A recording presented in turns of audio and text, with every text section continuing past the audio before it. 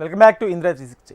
సరిహద్దులో దాడులకు దిగుతుంది, సైన్యాన్ని చొరబాటుకు పంపుతోంది, విదేశాల్లో పలు భూభాగాలు తమవేనని వాదిస్తుంది, శత్రుత్వాన్ని పెంచుకుంటుంది, మరోవైపు సత్సంబంధాల కోసం ప్రయత్నాలు చేస్తుంది. సరిహద్దులో ఘర్షణలు జరుగుతున్నప్పుడు సత్సంబంధాలు ఎలా సాధ్యమని ప్రశ్నిస్తే మండిపడుతుంది. అవి అవే ఇవి ఇవేనంటూ వాదనకు దిగుతుంది. అయినా సరే వినకపోతే అక్కడ మీడియాతో కట్టుకథలను రాయించి బెదిరింపులకు దిగుతోంది. ఆ దుష్ట దేశం చెత్త ప్లాన్లకు భారత్ విదేశీ వ్యవహారాల మంత్రిపైన అమలు చేసింది. కుట్ర సిద్ధాంతాలతో సత్సంబంధాలకు సాధ్యమా అంటే ఎందుకు కాదంటూ నిలదీస్తుంది ఆ దేశం. ఎందుకు ఆ దేశం ఏది? మంత్రి జైశంకర్పై ఎలాంటి కుట్ర సిద్ధాంతానికి ఆ దేశం తెరలేపింది? Watch the story. చైనాకు జైశంకర్ అంటే ఎందుకు మంట? విదేశాంగ మంత్రిపై చైనా కుట్ర సిద్ధాంతం ఏంటి? సరిహద్దులో ఉద్రిక్తతలపై చైనా ఏమంటోంది? డ్రాగన్ కంట్రీ మీడియా దుష్ప్రచారం శృతి మించిపోతోంది. భారత్పై విషం చిమ్మే పనిలో చైనా మీడియా బిజీగా గడుపుతోంది. ప్రత్యేకించి గ్లోబల్ టైమ్స్ అబద్ధపు కథనాలను వండి వార్చేస్తోంది. తాజాగా ఈ మీడియా సంస్థ ఓ కొత్త ఆర్టికల్ ఒకదాన్ని ప్రచురించింది. అందులో భారత విదేశాంగ విధానంతో అతిపెద్ద సమస్య పొంచి ఉందని నోరు పారేసుకుంది. భారత్కు అతిపెద్ద సమస్య జైశంకరే అంటూ గ్లోబల్ టైమ్స్ చెప్తోంది. జైశంకర్ భారత విదేశీ వ్యవహారాల శాఖ మంత్రి. భారత విదేశాంగ విధానానికి ఆయనే అతిపెద్ద సమస్యగా చైనా డప్పు మీడియా గ్లోబల్ టైమ్స్ చెప్తోంది. ముఖ్యంగా ఎలాంటి ఆధారాలు లేకుండా ఇలాంటి వ్యాఖ్యలు చేయటం అత్యంత తీవ్రమైన విషయం. అందుకే గ్లోబల్ టైమ్స్ కొన్ని గంటల తర్వాత ఆ ఆర్టికల్ను తొలగించింది. ఎందుకు చైనా మీడియా గ్లోబల్ టైమ్స్ కొన్ని గంటల తర్వాత ఆ ఆర్టికల్ను తొలగించింది? అయితే ఎందుకు చైనా మీడియా ఇలాంటి కథనాల్ని ఆంబోతులా అరుస్తోంది? ఈ ఆర్టికల్తో చైనా మీడియా ఏం చేయాలనుకుంది? ఈ కథనంతో చైనా మెంటాలిటీ ఏంటో తెలుస్తోందా? చైనా ప్రభుత్వ మీడియా సంస్థ గ్లోబల్ టైమ్స్. ఈ సంస్థ జైశంకర్పై రాసిన వ్యాసంలో 2 పాయింట్లను ప్రధానంగా ఎత్తి చూపింది. అందులో మొదటిది, భారత్ చైనా ద్వైపాక్షిక సంబంధాలు మెరుగుపడుతున్నాయి. ఇరు దేశాల మధ్య ఉన్న వివాదాస్పద సమస్యల పరిష్కారానికి చైనా, భారత్ యత్నిస్తున్నాయి. రెండో పాయింట్ ఏంటంటే, సమస్యల పరిష్కారాన్ని జైశంకర్ అడ్డుకుంటున్నాడని గ్లోబల్ టైమ్స్ ఆరోపించింది. సంబంధాల పునరుద్ధరణకు అడ్డుపడుతున్నట్టు విమర్శించింది. జైశంకర్పై గ్లోబల్ టైమ్స్ చేసిన ఆరోపణల్ని నిర్ధారించేందుకు ఇటీవల ఆయన చేసిన వ్యాఖ్యలను కోట్ చేసింది.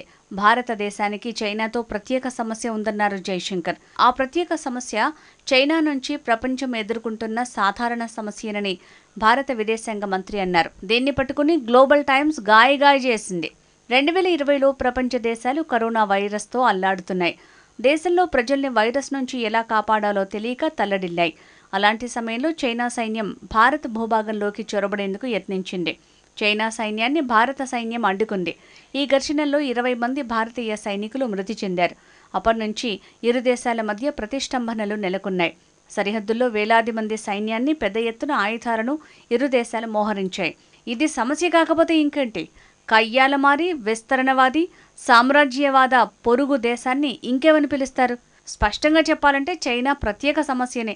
జైశంకర్ స్టేట్మెంట్స్ని గ్లోబల్ టైమ్ ఓ సైకోలా విశ్లేషించింది. చైనా మీడియా సంస్థ రాసిన ఆర్టికల్లో ముగింపు మరీ దారుణంగా ఉంది. చైనా విషయంలో జైశంకర్కు అసూయ, శత్రుత్వం ఉన్నట్టు చెప్పుకొచ్చింది. జైశంకర్ను చైనా నిందించొచ్చు, తప్పులేదు. కానీ చైనా తన సొంత విదేశాంగ మంత్రితో ఎలా వ్యవహరించిందో తెలుసా? 1 నెల పాటు అతడు కనిపించకుండా పోయాడు. మాజీ విదేశాంగ మంత్రిని జైల్లో వేశారు, లేదంటే చంపేశారు అన్న ప్రచారం జరిగింది. అలాంటి ఆ దేశాన్ని చూసి జైశంకర్ ఎందుకు అసూయపడతాడు? ఇది పూర్తిగా సాధారణమైన విషయం. ఇక్కడ గ్లోబల్ టైమ్స్ లాజిక్ ఏంటి? అమెరికాతో భారత సన్నిహితంగా ఉండాలని జైశంకర్ కోరుకుంటున్నట్టు గ్లోబల్ టైమ్స్ వాదిస్తోంది. అందుకే చైనాతో సంబంధాలను పునరుద్ధరించుకోవటాన్ని భారత విదేశీ వ్యవహారాల శాఖ మంత్రి వ్యతిరేకిస్తున్నట్లు ఆరోపిస్తోంది. అయితే గ్లోబల్ టైమ్స్ చేస్తున్న ఆరోపణలకు ఎలాంటి ఆధారాలు లేవు. ఇది కేవలం చైనా మీడియా సంస్థ అభిప్రాయం మాత్రమే కాబట్టి ఆ విషయాన్ని వదిలేయొచ్చు. అయితే అంతకు మించిన పెద్ద సమస్య గ్లోబల్ టైమ్స్ వ్యాసంలో చివరిలో వెల్లడించింది. జాతి ప్రయోజనాలకు అనుగుణంగా విదేశీ వ్యవహారాల శాఖ మంత్రి జైశంకర్ ప్రాధాన్యం ఇవ్వటం లేదని చైనా మీడియా సంస్థ వాదించింది. భారత్లోని చాలా మంది రాజకీయ నాయకులు వ్యక్తిగతంగా ఎదిగేందుకే దేశాన్ని సాధనంగా ఉపయోగించుకుంటున్నట్టు తెలిపింది. దీర్ఘకాలిక దేశ ప్రయోజనాలకు అంత సీరియస్గా ప్రాధాన్యం ఇవ్వటం లేదని చెప్పుకొచ్చింది. ఇది కేవలం గ్లోబల్ టైమ్స్ అభిప్రాయం అనుకుంటే పొరపాటు. ఇది అత్యంత ప్రమాదకరమైన విషయం. గ్లోబల్ టైమ్ అభిప్రాయం ప్రకారం భారత విదేశీ వ్యవహారాల శాఖ మంత్రి జాతి ప్రయోజనాలకు ప్రాధాన్యం ఇవ్వటం లేదట. దీనికి సంబంధించిన ఎలాంటి ఆధారాలు కూడా గ్లోబల్ టైమ్స్ వెల్లడించడం లేదు. అసలు చైనా మెంటాలిటీ ఎలాంటిది? చైనా ఎందుకు ఇలాంటి కుట్ర సిద్ధాంతాల్ని ప్రచారం చేస్తోంది అంటే, భారత విదేశీ వ్యవహారాల శాఖ మంత్రి ఎస్ జయశంకర్ అంటే చైనాకు గిట్టడం లేదు. ఈ సంఘర్షణ పూర్తిగా తప్పుగా అర్థమైందని అనుకోవాలి. చైనా విదేశాంగ మంత్రిని జయశంకర్ జూలైలో 2 సార్లు కలిశారు. 2 సార్లు కూడా ఒకే అంశాన్ని జయశంకర్ లేవనెత్తారు. సరిహద్దుల్లో శాంతి నెలకొంటేనే సాధారణ సంబంధాలు పునరుద్ధరించేందుకు అవకాశం ఉంటుందని జయశంకర్ తేల్చి చెప్పారు. ఇంకా సింపుల్గా చెప్పాలంటే, ముందు సరిహద్దు సమస్య తేల్చిన తర్వాత సంబంధాలని చైనా విదేశాంగ మంత్రికి చాలా క్లారిటీగా జయశంకర్ చెప్పారు. కానీ చైనా మాత్రం ఇంకేదో వినాలని తాపత్రయపడుతోంది. సరిహద్దు సమస్యను పక్కన పెట్టాలని బీజింగ్ కోరుకుంటోంది. ప్రతికూలతలకు బదులుగా సానుకూల అంశాలపై దృష్టి పెట్టాలని డ్రాగన్ కంట్రీ వాదిస్తోంది. అందుకు జయశంకర్ నిరాకరించారు. నిజానికి జయశంకర్ తిరస్కరించడం ఆయన సొంత అభిప్రాయం ఏమాత్రం కాదు. ఎందుకంటే భారతీయులు, భారత ప్రభుత్వం, ప్రతిపక్షంతో పాటు అన్ని వర్గాలు జయశంకర్ వాదనతో ఏకీభవిస్తారు. ముందుగా సరిహద్దు సమస్యనే ప్రస్తావించాలని, పరిష్కరించాలని కోరుకుంటారు. కానీ చైనా ప్రభుత్వ మీడియా ఇలాంటి దుష్ప్రచారాల్ని చేయటం కొత్తేమీ కాదు. గతంలోనూ చైనా మీడియా ఇలాంటి కుట్ర సిద్ధాంతాలకు పాల్పడింది. వివిధ దేశాల విదేశాంగ మంత్రులపై అటాక్ చేయటాన్ని చైనా ఓ క్లిష్టమైన వ్యూహంగా ఎంచుకుంది. గతంలో అమెరికాకు చెందిన విదేశాంగ మంత్రి మైక్ పాంపియో పైన ఇలాంటి ఆరోపణల్ని చైనా మీడియా చేసింది. బ్రిటన్ విదేశాంగ మంత్రి డామినిక్ రాబ్, జపాన్ మాజీ రక్షణ శాఖ మంత్రిని కమ్యూనిస్టు కంట్రీ టార్గెట్ చేసింది. చైనా కేవలం విమర్శలతో ఆగిపోవటం లేదు. విదేశాంగ మంత్రులపై దుమ్మెత్తిపోయటాన్ని ఎర్రన్న దేశం గౌరవంగా భావిస్తోంది. ఇదే మనల్ని చైనా మెంటాలిటీలోని 2వ పాయింట్ వద్దకు తీసుకువెళ్తుంది. బార్డర్లో వాస్తవ పరిస్థితిని చైనీయులు పూర్తిగా తప్పుగా అర్థం చేసుకున్నారు. భారత్కు సరిహద్దే ప్రధాన ఆందోళనగా మారింది.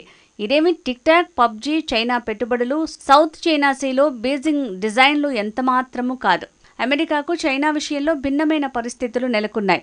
డ్రాగన్ కంట్రీ ఎదుగుదలతో సైద్ధాంతికంగా, వ్యవస్థాపరంగా అగ్రదేశానికి సమస్యలున్నాయి. కానీ భారత్కు అలాంటి సమస్యలు లేవు. భారత ప్రధాన ఆందోళన కేవలం సరిహద్దుల్లో శాంతిపైనే. ఈ విషయాన్ని చైనా తప్పనిసరి అర్థం చేసుకోవాల్సిందే. భారతదేశం అనేది జపాన్, ఫిలిప్పైన్స్, సౌత్ కొరియా లాంటి దేశం కానే కాదు. చైనాను తీవ్రంగా వ్యతిరేకించే అమెరికా మిత్రదేశం అంతకన్నా కాదు. సింపుల్గా కేవలం భారత్ స్వతంత్రంగా ఉంటోంది. ఈ విషయాన్ని బీజింగ్ అంగీకరించే వరకు ఇరు దేశాల మధ్య సత్సంబంధాలు పెంపొందవు.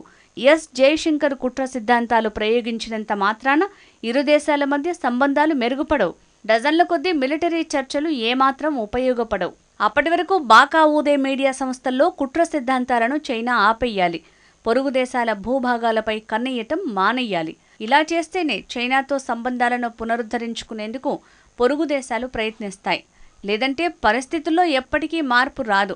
ఈ నిజం డ్రాగన్ కంట్రీ తెలుసుకోకపోతే నష్టపోయేది మాత్రం చైనానే.